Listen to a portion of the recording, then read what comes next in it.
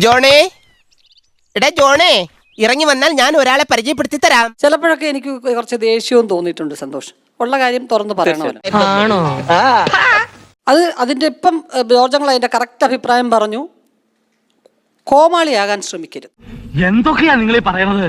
ഒരു പിടിയും കിട്ടലില്ല. ഒരു നിങ്ങളെ ഒരു ഓണാഘോഷ പരിപാടിയിൽ വേദി കൊണ്ടുവന്നിരിക്കുന്നു എന്ന് പറയുന്നത് ഒരിക്കലും നിസ്സാരമായ ഒരു കാര്യമല്ല. അതിന് ഞാൻ എന്ത് വേണം?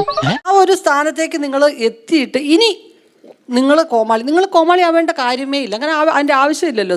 എന്റെ ഭഗവതി, ഇവന്റെ ഷേപ്പ് മാറാതെ നീ നോക്കിക്കോണേ. നല്ല നല്ല കാര്യങ്ങൾ, വളരെ ഇതായിട്ടുള്ള കാര്യങ്ങളൊക്കെ അല്ലേ നിങ്ങൾ പറയുന്നത്. എല്ലാം ഇത് ഇപ്പം ഞങ്ങൾ ഇവിടെ നിന്ന് പറയുമായിരുന്നു, എന്ത് നല്ല അർത്ഥമുള്ള കാര്യങ്ങളാണ് നിങ്ങൾ പറഞ്ഞ കാര്യം. കൊണ്ടുവന്നിരിക്കുന്ന ട്രെൻഡ് എനിക്ക് മനസ്സിലായി. കുറച്ച് അങ്ങനത്തെ രീതിയിലൊക്കെ പെരുമാറി അങ്ങനെയൊക്കെ ആണെങ്കിൽ മാത്രമേ ആ സ്ഥാനത്തേക്ക് എത്താൻ പറ്റൂ എന്നുള്ളതാണ് ഉദ്ദേശം. എങ്ങനെ കൊണ്ടുവന്നിരിക്കുന്ന ട്രെൻഡ് എനിക്ക് മനസ്സിലായി. കുറച്ച് അങ്ങനത്തെ രീതിയിലൊക്കെ പെരുമാറി അങ്ങനെയൊക്കെ ആണെങ്കിൽ മാത്രമേ ആ സ്ഥാനത്തേക്ക് എത്താൻ പറ്റൂ എന്നുള്ളതാണ് ഉദ്ദേശം.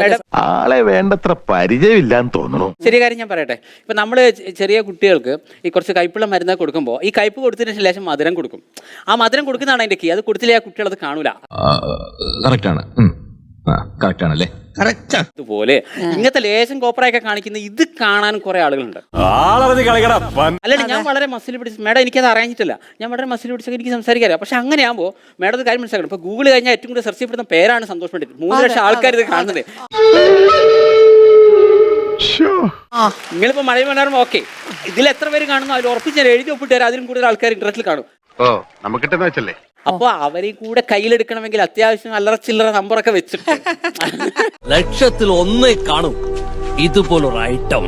അപ്പൊ തീർച്ചയായിട്ടും അച്ഛനെ ആ ഒരു പൊസിഷനിൽ കാണാനല്ലേ ഏത് കുട്ടി ആഗ്രഹിക്കും. തീർച്ചയായിട്ടും. അതുകൊണ്ട് ആഞ്ജനേയ സ്വാമി, മറ്റുള്ളവർ ചിന്തിക്കുന്നതൊക്കെ പോട്ടെ, പക്ഷെ നമ്മുടെ കുടുംബത്തിലുള്ളവര്, നമ്മുടെ കുട്ടികൾ അവരുടെ മനസ്സിൽ അങ്ങനെ ഒരു രീതി കാണണമെന്ന് ആഗ്രഹിക്കത്തില്ലേ? ഓ പൊതുവാൾജി എനിക്കിനെ ചോര കളക്കണ്ടട്ടാ. അവരുടെ മനസ്സിൽ അങ്ങനെ ഒരു രീതി കാണണമെന്ന് ആഗ്രഹിക്കത്തില്ലേ?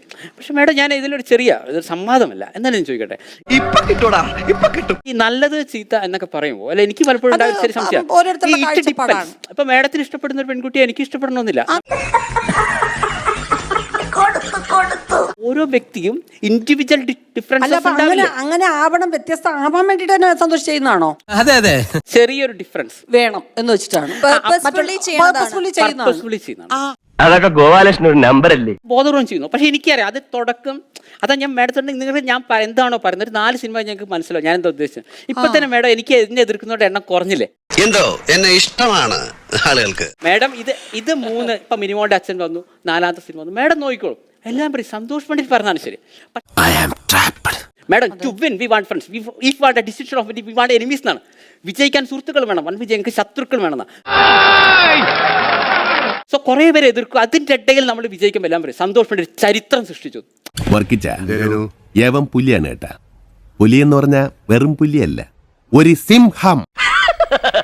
തൽക്കാലം ഇത്രയും മതി. വരട്ടെ.